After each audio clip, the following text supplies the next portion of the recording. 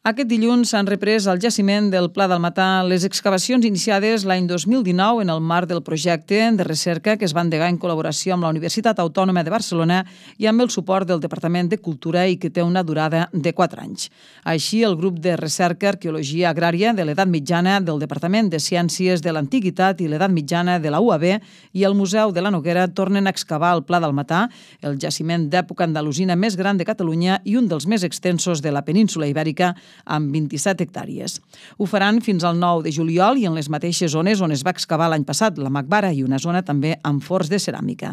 En aquesta darrera zona s'hi van trobar 2 sitges que s'excavaran aquest any, segons ha explicat la doctora Helena Kirchner, catedràtica d'Història Medieval de la UAB. Aquí, el primer any i el segon any, o sigui l'any passat, amb la interrupció per la Covid, però vam excavar encara una setmana, i l'any anterior, el 2019, vam estar excavant una sala de modelat de ceràmica, d'un taller de ceràmica, que està associat a uns forns de ceràmica que es havien excavat als anys 90. I aquí ens pensàvem que trobaríem més forns perquè la prospecció electromagnètica havia donat senyals de pertorbació de combustió, però ens van sortir 2 sitges en lloc de forns. Llavors el que farem és excavar les sitges, que sempre donen materials molt interessants, perquè les sitges quan s'abandonaven s'omplien d'escombraries, i les escombraries són el somni dels arqueòlegs, perquè hi ha de tot, I ara, doncs, aquí fem això, L'altra zona de treball continua sent la Macbara, el cementiri musulmà, en què durant la campanya del 2019 es van delimitar 34 fosses d'inhumació i es van excavar exhaustivament una vintena de tombes.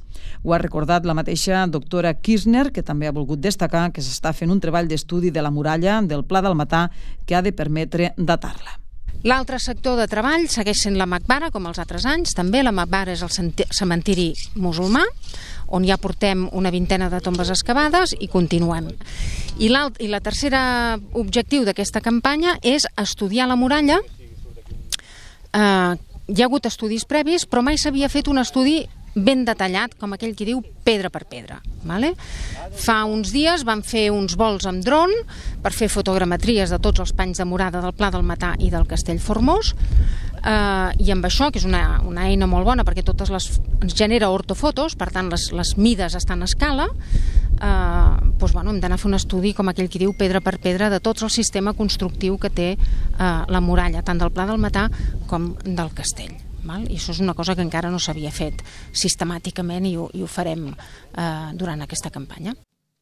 Aquest és el darrer any d'aquest projecte, tot i que des del Museu de la Noguera confien en poder continuar la col·laboració amb la Universitat Autònoma de Barcelona per continuar excavant el Pla del Matà. Ho explica la directora del museu, Carme Alòs, que també assenyala en relació a la Macbara que les anàlisis d'ADN que s'estan fent dels esquelets de les fosses que es van trobar van molt bé, cosa que els fa ser molt optimistes pel que fa a les dades que se'n podran extreure. Aquest any acaba el projecte quadriennal de recerca, per tant, ara ens tocarà replantejar-lo i començar de nou. El que estan fent, doncs, és acabar les fosses que quedaven per obrir i treure totes les mostres i tot el necessari per fer totes les analítiques que s'estan duent a terme en diferents laboratoris de tot el món. Com a bona notícia, sabem, per exemple, que les anàlisis d'ADN van molt bé, que el col·làgen que s'ha pogut extreure dels esquelets està en molt bones condicions i això ens fa ser molt optimistes perquè fa les dades que en podrem extreure.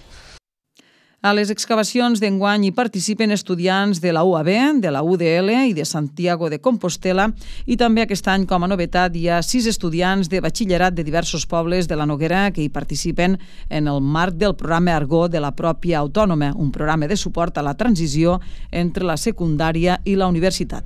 També aquest dilluns, d'altra banda, ha començat a Balaguer una nova edició del taller Cota Zero. Es tracta d'un taller que consisteix en participar en l'excavació arqueològica que el Museu de la Noguera realitza al Castell Formós i que aquest 2021 torna a comptar amb una vintena de participants després de la reducció de l'any passat a causa de la pandèmia.